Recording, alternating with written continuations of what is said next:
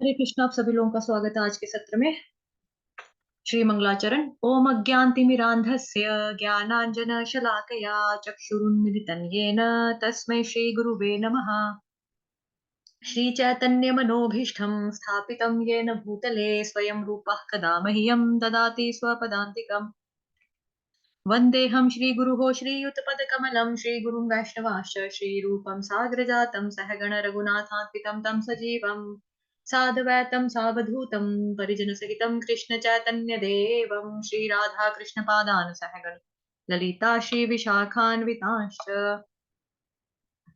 नमः ओं विष्णुपादाय कृष्णप्रेष्ठाय भूतले श्रीमते भक्ति वेदांत स्वामिन्निति नामिने नमस्ते सारस्वते देवे गौरवाणी प्रचारिणे निर्विशेष शून्यवादी पाश्चात्य देशतारिणे नमो महावदन्याय कृष्ण प्रेम प्रदायते कृष्णाय कृष्ण चैतन्य नाम्ने गोर्थुषे नमः।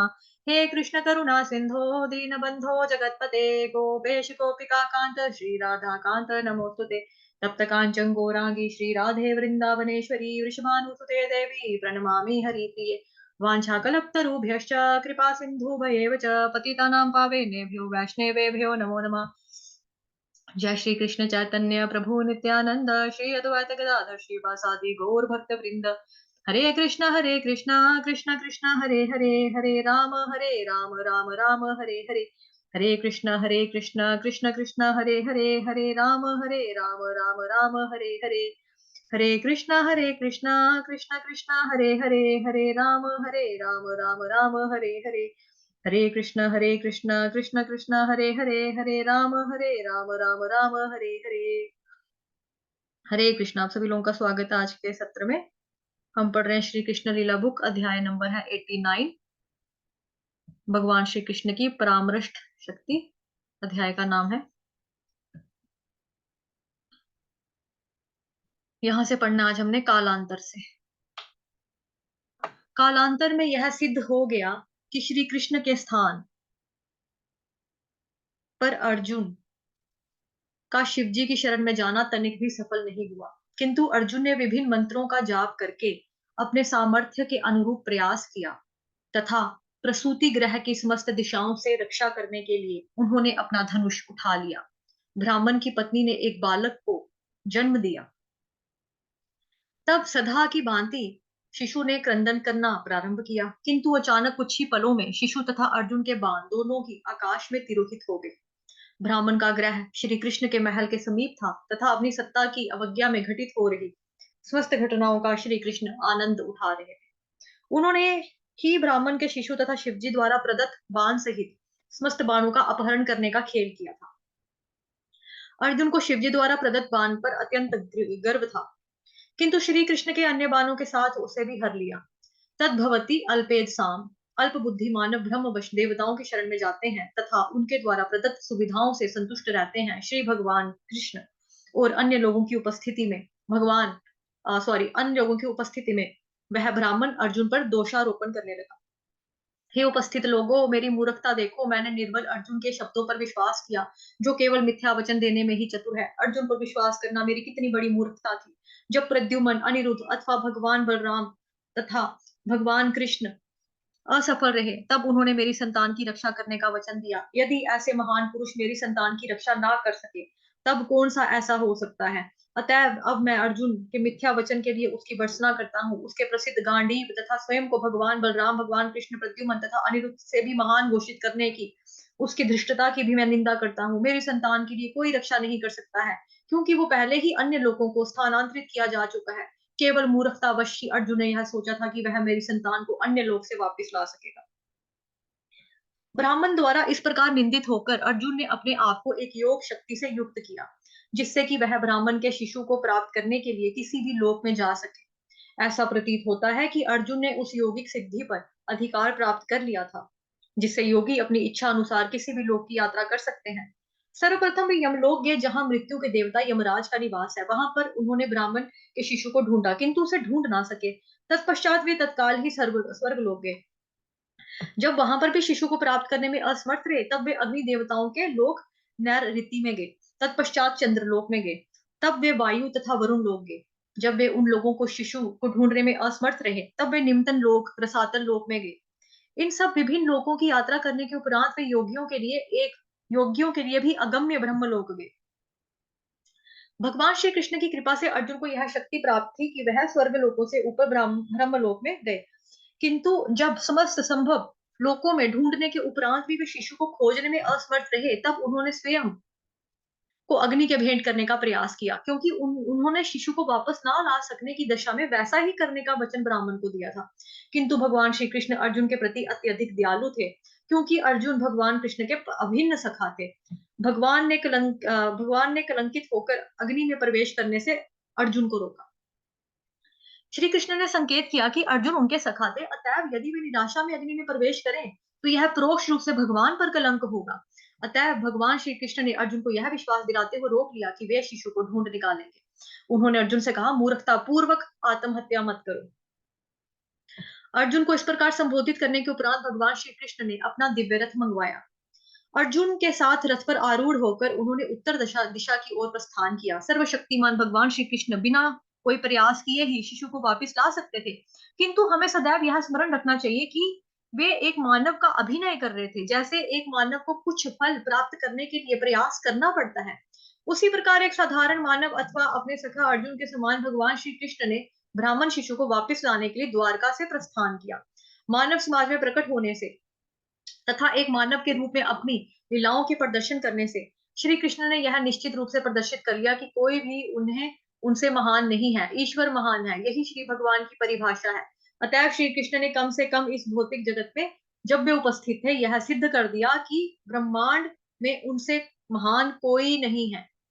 अर्जुन के साथ अपने रथ पर आसीन श्री कृष्ण ने अनेक लोकों को पार जाते हुए उत्तर की ओर बढ़ना प्रारंभ किया। इन लोकों को श्रीमद् भागवतम में सप्त द्वीप कहा गया है। इन सब लोकों को कभी कभी वैदिक साहित्य में द्वीप कहा जाता है। जिस लोक पर हमारा निवास है उसे जम्बू द्वीप कहते हैं। अंतरिक्ष को वायु का एक विशाल सागर माना जाता है तथा वायु के उस सागर में अनेक द्वीप हैं जो कि विभिन्न लोक हैं। विभिन्न लोकों में भी सागर हैं। कुछ लोकों में खारे जल के सागर हैं तथा कुछ में दूध के सागर हैं। किन्हीं अन्य लोकों में मदिरा के सागर हैं तथा किन्हीं में घी अथवा तेल के सागर हैं। विभिन्न प्रकार के पर्वत भी हैं। प्रत्येक लोक का एक भिन्न प्रकार का वायुमंडल है। श्री कृष्ण इन सब लोकों को पार करके ब्रह्मांड के आवरण तक पहुंच गए। इस आवरण को श्रीमद् भागवतम में महाअंधकार कहा गया है। इस भौतिक जगत को भी अंधकार में कहा गया है। मुक्त अंतरिक्ष में सूर्य का प्रकाश है, अतः वह प्रकाशमान है, किंतु आवरण के नीचे सूर्य के प्रकाश का अभाव होने के कारण स्वाभाविक रूप से अंधकार है। जब कृष्ण इस ब्रह्मांड के आवरण के समीप पहुंचे, तब उनके रथ को खींचने वाले चारों अश्व शैब्य, सुग्रीव, मेघ पुष्प तथा बलाहक अंधकार में प्रवेश करने में हिचकिचाते हुए प्रतीत हुए। यह हिचकिचाहट भी भगवान श्री कृष्ण की लीलाओं का एक भाग है, क्योंकि श्री कृष्ण के अश्व साधारण अश्व नहीं है। साधारण अश्वों के लिए संपूर्ण ब्रह्मांड की यात्रा करना तथा तत्पश्चात उसके बाह्य वर्ण में प्रवेश करना संभव नहीं है। जिस प्रकार श्री कृष्ण दिव्य हैं, उसी प्रकार उनका रथ, उनके अश्व तथा श्री कृष्ण विषयक प्रत्येक वस्तु दिव्य है, त्रिगुणातीत है। हमें यह सदैव स्मरण रखना चाहिए कि श्री कृष्ण साधारण मानव का अभिनय कर रहे थे तथा श्री कृष्ण की इच्छा के अनुरूप उनके अश्वों ने भी अंधकार में प्रवेश करने में हिचकिचाने के द्वारा साधारण अश्वों का अभिनय किया। जैसा कि श्रीमद् भगवद गीता के अंतिम अध्याय में कहा गया है कि श्री कृष्ण योगेश्वर के नाम से प्रसिद्ध है। योगेश्वर हरि समस्त स्वामी और सिद्धियों के स्वामी है। अपने अनुभव में हम अनेक सिद्धियों से युक्त मानव को देख सकते हैं। कभी कभी वे अत्यंत अद्भुत कार्य करते हैं, किंतु श्री कृष्ण को समस्त सिद्धियों का स्वामी समझा जाता है। अतएव जब उन्होंने अपने अश्वों को अंधकार में प्रवेश करने से हिचकिचाते हुए देखा, तब उन्होंने तत्काल अपना सुदर्शन चक्र छोड़ा, जिससे आकाश को सूर्य के प्रकाश से 1000 गुना अधिक प्रकाशित कर दिया। ब्रह्मांड के आवरण का अंधकार भी श्री कृष्ण की ही रचना है तथा सुदर्शन चक्र सदैव श्री कृष्ण के साथ रहता है। इस प्रकार सुदर्शन चक्र को सामने रखने से उसके प्रकाश ने अंधकार को भेद दिया। श्रीमद् भागवतम महापुराण में कहा गया है कि सुदर्शन चक्र ने अंधकार को ठीक उसी प्रकार भेद दिया जिस प्रकार भगवान रामचंद्र ने शांग धनुष से छूटे शांग्र धनुष से छूटे बाण ने रावण की सेना को भेद दिया। सु का अर्थ है उत्तम और दर्शन का अर्थ है देखना। भगवान श्री कृष्ण के चक्र सुदर्शन की कृपा से प्रत्येक वस्तु भली भांति देखी जा सकती है तथा कुछ भी अंधकार में नहीं रह सकता है। इस प्रकार श्री कृष्ण तथा अर्जुन भौतिक ब्रह्मांड को आवृत करने वाले विशाल अंधकार में क्षेत्र को पार कर गए। तत्पश्चात अर्जुन ने प्रकाश की उस कांति के दर्शन किए जिसे ब्रह्म ज्योति कहा जाता है। ब्रह्म ज्योति भौतिक ब्रह्मांड के आवरण के बाहर स्थित है तथा अपने वर्तमान चक्षुओं से हम उसका दर्शन नहीं कर सकते हैं। अतः कभी कभी इस ब्रह्म ज्योति को अव्यक्त भी कहा जाता है। वेदांतियों के नाम से विख्यात निर्विशेषवादियों के लिए यह आध्यात्मिक ज्योति परम लक्ष्य है, चरम लक्ष्य है। ब्रह्म ज्योति को अनंत पारम भी कहा जाता है, जिसका अर्थ है सीमाहीन तथा अपार। जब भगवान श्री कृष्ण तथा अर्जुन ब्रह्म ज्योति के क्षेत्र में पहुंचे, तब अर्जुन इस देदीप्यमान ज्योति को सहन ना कर सके और उन्होंने अपने नेत्र बंद कर दिए। भगवान श्री कृष्ण तथा अर्जुन के ब्रह्म ज्योति क्षेत्र में पहुंचने का वर्णन हरिवंश पुराण में किया गया है। इसमें श्री कृष्ण ने अर्जुन को सूचित किया, प्रिय अर्जुन, जिस देदीप्यमान कांति, जिस दिव्य ज्योति के तुम दर्शन कर रहे हो, वो मेरी शारीरिक किरणें हैं। हे भरतवंशियों में शिरोमणि, यह ब्रह्म ज्योति मैं ही हूँ। जिस प्रकार सूर्य तथा सूर्य के प्रकाश को वियुक्त नहीं किया जा सकता, उसी भांति श्री कृष्ण तथा उनकी अंग कांति ब्रह्म ज्योति को भी वियुक्त नहीं किया जा सकता है। इस प्रकार श्री कृष्ण ने कहा कि ब्रह्म ज्योति वे स्वयं ही हैं। इस तथ्य को हरिवंश में स्पष्ट रूप से कहा गया है। जब श्री कृष्ण कहते हैं अहम सह चित्कणों अथवा चित्कन के नाम से विख्यात जीवों के रूप में सूक्ष्म कणों का संयोग ही ब्रह्म ज्योति है। वैदिक शब्दी में सोहम अथवा मैं ब्रह्म ज्योति हूं का प्रयोग जीवों के लिए भी किया जा सकता है। वे भी ब्रह्म ज्योति का अंश होने का दावा कर सकते हैं। हरिवंश पुराण में भगवान श्री कृष्ण ने आगे स्पष्ट किया है, यह ब्रह्म ज्योति मेरी आध्यात्मिक शक्ति का प्रकाश है। श्री कृष्ण ने अर्जुन से कहा, ब्रह्म ज्योति माया शक्ति के नाम से प्रसिद्ध मेरी बहिरंगा शक्ति के ऊपर है। जब तक व्यक्ति भौतिक जगत में रहता है, उसके लिए ब्रह्म ज्योति का अनुभव कर पाना असंभव है। अतः भौतिक जगत में यह ज्योति प्रकाशित नहीं होती है। जब आध्यात्मिक जगत में यह प्रकाशित होती है, व्यक्त अव्यक्त शब्द का यही तात्पर्य है। श्रीमद् भगवद गीता में कहा गया है, अव्यक्तो व्यक्तात् सनातनः। ये दोनों ही शक्तियां नित्य प्रकाशित हैं। इसके उपरांत श्री कृष्ण तथा अर्जुन ने विशाल आध्यात्मिक सागर में प्रवेश किया। यह आध्यात्मिक सागर कारणार्णव अथवा विरजा कहा जाता है, जिसका अर्थ है कि यह भौतिक जगत की सृष्टि का मूल है। मृत्युंजय तंत्र नामक एक वैदिक ग्रंथ में कारणार्णव यानी कि कारण सागर अथवा विरजा का सजीव वर्णन है। उसमें कहा गया है कि भौतिक जगत का सर्वोच्च लोक यानी कि सत्यलोक अथवा ब्रह्मलोक है। उससे परे रुद्र लोक तथा विष्णु लोक है। इस विष्णु महाविष्णु लोक के संबंध में ब्रह्म संहिता में कहा गया है, यह कारणार्णव जले भजती समयोगः। भगवान महाविष्णु कारण सागर में शयन कर रहे होते हैं। जब वे उच्छ्वास लेते हैं तब असंख्य ब्रह्मांडों की उत्पत्ति होती है, तथा जब वे श्वास लेते हैं तब असंख्य ब्रह्मांड उनके अंदर प्रवेश कर जाते हैं। इस प्रकार भौतिक सृष्टि का उदय तथा विलय होता है। जब भगवान श्री कृष्ण तथा अर्जुन ने सागर में प्रवेश किया, उस समय दिव्य कांति का एक तूफान आने वाला था तथा कारण समुद्र का जल अत्यंत उद्वेलित था। भगवान श्री कृष्ण की कृपा से अर्जुन को अत्यंत सुंदर कारण सागर के दर्शन का अपूर्व अनुभव प्राप्त हुआ। भगवान श्री कृष्ण के साथ अर्जुन ने जल में एक विशाल राजमहल के दर्शन किए। उस महल में रत्न निर्मित हजारों स्तंभ थे तथा उन स्तंभों की दीप्यमान कांति इतनी सुंदर थी कि अर्जुन उस पर मुग्ध हो गए। उस महल में श्री कृष्ण तथा अर्जुन ने अनंत देव के विशाल रूप के दर्शन किए। अनंत देव कौन सा? वही जो कृष्ण भगवान जी का जो शेष नाग है ना, जो बलराम जी का भी अवतार है, लक्ष्मण जी का भी अवतार है, वही अनंत शेष नाग के बारे में बात हो रही है यहाँ पे, कि उस महल में श्री कृष्ण तथा अर्जुन ने अनंत देव के विशाल रूप में दर्शन किए। अनंत देव को शेष भी कहा जाता है। भगवान अनंत देव अथवा शेष नाग सहस्रों फणों वाले एक विशाल सर्प के रूप में थे। हरि बोल। उनका प्रत्येक फण मूल्यवान तथा कांतिवान रत्नों से सज्जित था, जो कि अति सुंदरता पूर्वक जगमगा रहे थे। अनंत देव के प्रत्येक फण में दो दो भयंकर नेत्र थे। उनका शरीर सदैव हिमाच्छित करने वाला कैलाश पर्वत के शिखरों की भांति श्वेत था। उनका कंठ तथा जीवाएं नीली थी। इस प्रकार अर्जुन ने शेषनाग के दर्शन किए तथा शेषनाग के अत्यंत मृदु धवल शरीर पर सुख पूर्वक लेटे हुए भगवान महाविष्णु के भी दर्शन किए। वे सर्वव्यापक तथा अत्यंत शक्तिशाली प्रतीत होते थे। अर्जुन यह समझ सकते थे कि वे उस रूप में श्री भगवान को पुरुषोत्तम कहा जाता है। उन्हें पुरुषोत्तम, सर्वोत्तम अथवा श्री भगवान कहा जाता है, क्योंकि इस रूप से विष्णु का एक अन्य रूप निकलता है जिसे भौतिक जगत में गर्भोदकशाय विष्णु कहा जाता है। भगवान का महाविष्णु रूप पुरुषोत्तम भौतिक जगत से परे है, उन्हें उत्तम भी कहा जाता है। तम का अर्थ है अंधकार तथा उत का अर्थ है ऊपर अथवा दिव्य। अतएव उत्तम का अर्थ है भौतिक जगत के अंधकार में क्षेत्र से ऊपर। अर्जुन ने देखा महाविष्णु के शरीर का रंग वर्षा ऋतु के नवीन मेघ की भांति श्याम था, तथा वे अति उत्तम पीत वस्त्र धारण किए हुए थे। उनका मुखमंडल मधुर मुस्कान से युक्त था तथा कमल दमल के समान उनके नयन अत्यंत आकर्षक थे। भगवान महाविष्णु का मुकुट मूल्यवान रत्नों से मंडित था तथा उनके सुंदर कुंडल उसके सिर पर के कुंचित केशों के सौंदर्य में अभिवृद्धि कर रहे थे। महाविष्णु की 8 भुजाएं थी तथा सभी आजानु यानी कि लंबी थी। उनके कंठ में कौस्तुभ मणि सुशोभित थी तथा उनके वक्ष पर श्री वत्स का चिन्ह है, जिसका अर्थ है श्री देवी का विश्राम स्थल। तो मतलब लक्ष्मी माता जो है, हमको कैसे नजर आता है कि मतलब लक्ष्मी माता भगवान विष्णु के चरणों में है, बट वास्तव में भगवान बता रहे हैं यहाँ पे, मतलब बुक में हमको पता चल रहा है जो मतलब माता है वो भगवान जी की वक्ष स्थल में रहते हैं। देखो भगवान के वक्ष पर श्री वत्स का चिन्ह था। श्री किसको बोला जाता है? लक्ष्मी माता को बोला जाता है ना। तो उनका चिन्ह था जिसका अर्थ है श्री देवी का विश्राम स्थल। विश्राम स्थल तो माता जब रेस्ट करती है मतलब कि दिल में रहती है, भगवान के दिल में रहते हैं। भगवान ने घुटनों तक लंबी कमल पुष्पों की माला धारण की थी। इस लंबी माला को वैजंती माला कहते हैं। वैजंती माला, ठीक।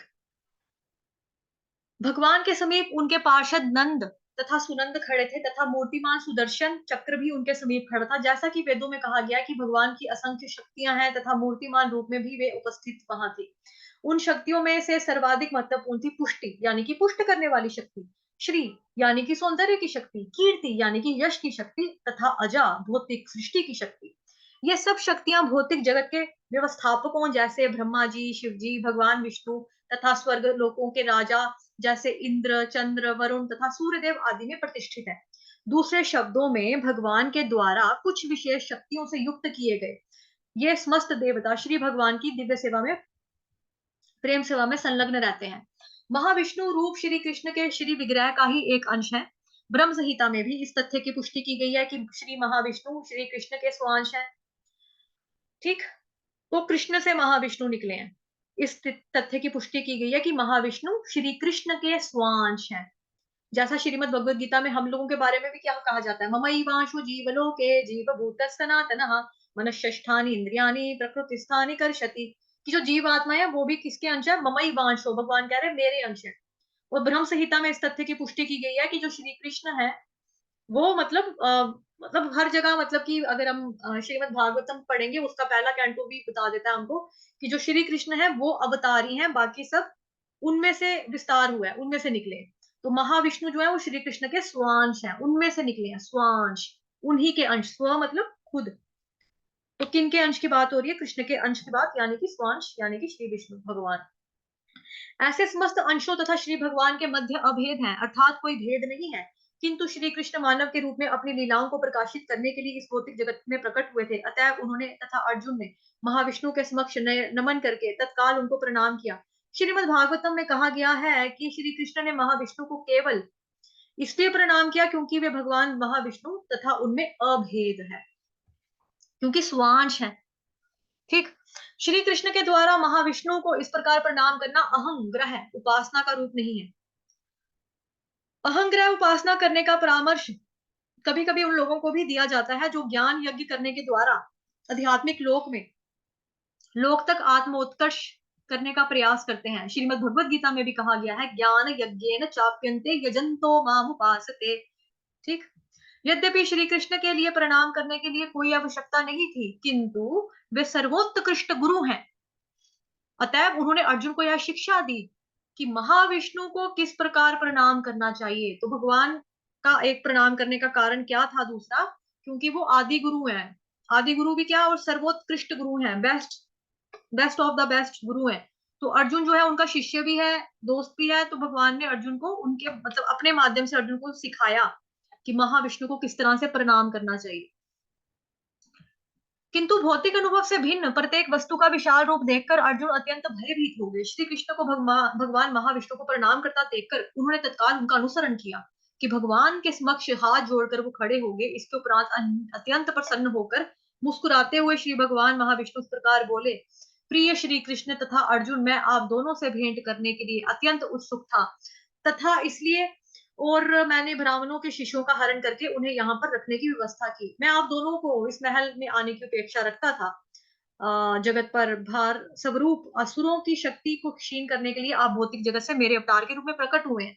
अब इन सब अवांछित असुरों का वध करने के पश्चात आप पुनः मेरे समीप लौट आएंगे। आप दोनों ही महर्षि नर नारायण के अवतार हैं। यद्यपि आप दोनों अपने आप में पूर्ण हैं, तथापि भक्तों की रक्षा तथा असुरों के संहार के लिए तथा विशेष रूप से जगत में धार्मिक सिद्धांतों की स्थापना के लिए आपने अवतार लिया है। जगत में शांति बनी रहे, इसके लिए आप यथार्थ धर्म के आधारभूत सिद्धांतों की शिक्षा दे रहे हैं, जिससे कि जगत के लोग आपका अनुसरण कर सके तथा उनके द्वारा शांति प्राप्त कर सके तथा संपन्न हो सके। माता जी ने हैंड रेस किया पढ़ने के लिए। हाँ जी, पढ़ लो माता जी। हरे कृष्ण। तत्पश्चात अर्जुन तथा भगवान श्री कृष्ण दोनों ने ही भगवान महाविष्णु को प्रणाम किया तथा ब्राह्मण की संतानों को लेकर उसी मार्ग से द्वारका लौट गए जिस मार्ग से उन्होंने अध्यात्म लोक में प्रवेश किया था। ब्राह्मण के सभी बालक अपनी आयु के अनुरूप बड़े हो गए थे। द्वारिका लौटने पर भगवान श्री कृष्ण तथा अर्जुन ने ब्राह्मण को उनके सभी पुत्र लौटा दिए, किंतु भगवान श्री कृष्ण की कृपा से दिव्य जगत की यात्रा करने के उपरांत अर्जुन अत्यंत आश्चर्यचकित थे।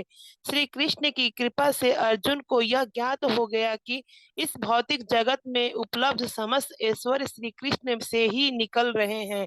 किसी व्यक्ति को कोई भी वैभवशाली पद इस जगत में प्राप्त होता है तो वह श्री कृष्ण की दया ही है। अतएव श्री कृष्ण के प्रति पूर्णतः आभारी होकर व्यक्ति को सौदे श्री कृष्ण भावनामृत में रहना चाहिए, क्योंकि व्यक्ति के पास जो कुछ भी है वह भगवान की दया से ही है। इस भौतिक जगत में अपने निवास काल में श्री कृष्ण ने सहस्त्रों लीलाएं की थी। श्री कृष्ण की दया से अर्जुन का अद्भुत अनुभव उन लीलाओं में से एक है। श्री कृष्ण की समस्त लीलाएं अपूर्ण थी तथा जगत के इतिहास में इसकी उनकी कोई तुलना नहीं मिलती है। वह समस्त लीलाएं यह सिद्ध करती हैं कि श्री कृष्ण श्री भगवान हैं। फिर भी जब वे इस जगत में उपस्थित थे तब उन्होंने अनेक अलौकिक कर्तव्यों से युक्त एक साधारण मानव का अभिनय किया। उन्होंने एक आदर्श गृहस्थ का अभिनय किया तथा यद्यपि उन्होंने 16,000 रानियां, 16,000 महल तथा 16,000 रत्न संतानें थी, तथापि राजवंशियों को भौतिक जगत में मानव जाति के कल्याण के लिए जीवन की शिक्षा देने के लिए उन्होंने अनेक यज्ञ भी किए। एक आदर्श श्री भगवान के रूप में उन्होंने मानव समाज के उच्चतम ब्राह्मणों से लेकर शूद्रतम मनुओं सहित समस्त साधारण जीवों तक सबकी इच्छाओं को पूर्ण किया।